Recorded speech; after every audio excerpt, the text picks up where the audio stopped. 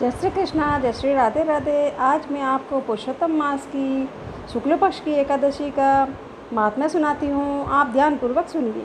युधिष्ठिर ने पूछा कि भगवान, अब मैं श्री विष्णु के व्रतों में उत्तम व्रत का, जो सब पापों को हर लेने वाला तथा व्रती मनुष्यों को मनोवांछित फल देने वाला हो, श्रवण करना चाहता हूँ। जनार्दन, पुरुषोत्तम मास की एकादशी की कथा कहिए। उसका क्या फल है और उसके किस देवता का पूजन किया जाता है?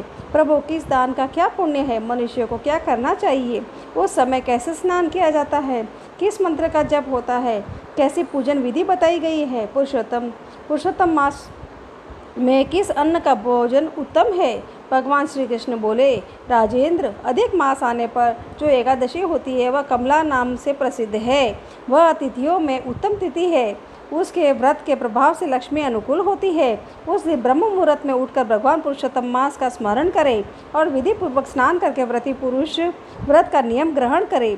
घर पर जप करने का 1 गुना, नदी के तट पर 2 गुना और गौशाला में 1000 गुना, अग्निहोत्र में 1100 गुना, शिव के क्षेत्रों में, तीर्थों में, देवताओं के निकट तथा तुलसी के समीप 1,00,000 गुना और भगवान विष्णु के निकट अनंत गुना फल होता है। अवंतीपुरी में शिव शर्मा नामक एक श्रेष्ठ ब्राह्मण रहते थे। उनके 5 पुत्र थे। इनमें जो सबसे छोटा था वह पापाचारी हो गया था, इसलिए पिता तथा स्वजनों ने उसे त्याग दिया था। वह अपने बुरे कर्मों के कारण निर्वासित होकर वह बहुत दूर वन में चला गया। वे देवियों से एक दिन वह तीर्थराज प्रयागराज में जा पहुंचा। भूख से दुर्बल शरीर और दीन दुख मुख लिए उसने त्रिवेणी में स्नान किया। फिर क्षुधा से पीड़ित होकर वह वहाँ मुनियों के आश्रम खोजने लगा। इतने में उसे वहाँ हरिमित्र मुनि का उत्तम आश्रम दिखाई दिया। पुरुषोत्तम मास में वहाँ बहुत से मनुष्य एकत्र हुए। आश्रम पर पाप नाशक कथा कहने वाले ब्राह्मणों के मुख से उसने श्रद्धापूर्वक कमला एकादशी की महिमा सुनी, जो परम पुण्यमयी तथा भोग और मोक्ष प्रदान करने वाली है। जय शर्मा ने विधि पूर्वक कमला एकादशी की कथा सुनकर उस सब के साथ मुनि के आश्रम पर ही व्रत किया। जब आधी रात हुई तो भगवती लक्ष्मी उसके पास आकर बोली कि ब्राह्मण, इस समय कमला एकादशी के व्रत के प्रभाव से मैं तुम पर बहुत प्रसन्न हूँ और देवादिदेव श्री हरि की आज्ञा पाकर वैकुंठ धाम से आई हूँ। मैं तुम्हें वर दूंगी। ब्राह्मण बोला कि माता लक्ष्मी, यदि आप मुझ पर प्रसन्न है तो यह व्रत बताइए जिसकी कथा वार्ता से साधु ब्राह्मण सदा संलग्न रहते हैं। लक्ष्मी जी ने कहा कि ब्राह्मण एकादशी व्रत का महात्म्य श्रोताओं के सुनने योग्य सर्वोत्तम विषय है।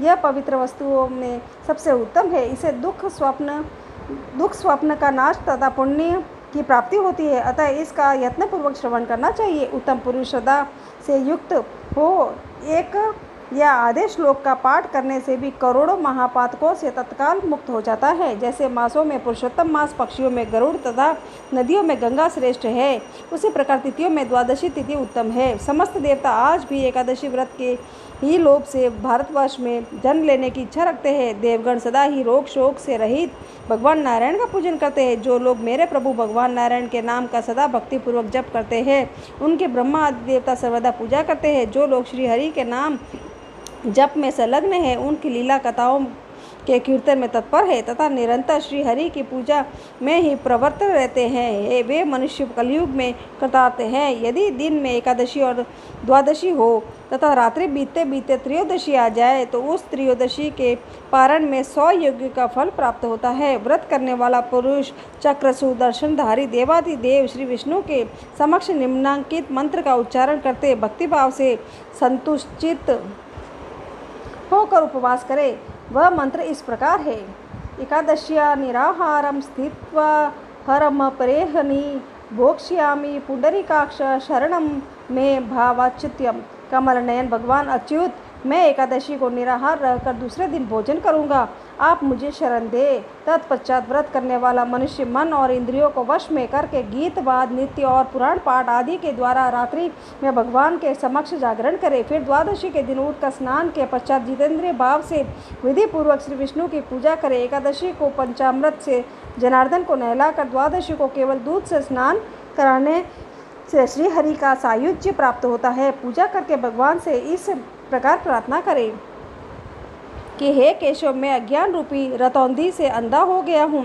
आप इस व्रत से प्रसन्न हो और प्रसन्न होकर मुझे ज्ञान दृष्टि प्रदान करें। इस प्रकार देवताओं के स्वामी देवादिदेव भगवान गदाधर से निवेदन करके भक्तिपूर्वक ब्राह्मणों को भोजन करवाए तथा इन्हें दक्षिणा दे। उसके बाद भगवान नारायण के शरणागत होकर बलि वैश्वदेव की विधि से पंच महायज्ञों का अनुष्ठान करके स्वयं मौन हो अपने बंधु बांधवों के साथ भोजन करे। इस प्रकार जो शुद्ध भाव से पूर्णिमा एकादशी का व्रत करता है वह पुनरावृत्ति से रहित वैकुंठ धाम को प्राप्त होता है। भगवान श्री कृष्ण कहते हैं, राजन, ऐसा कहकर लक्ष्मी देव उस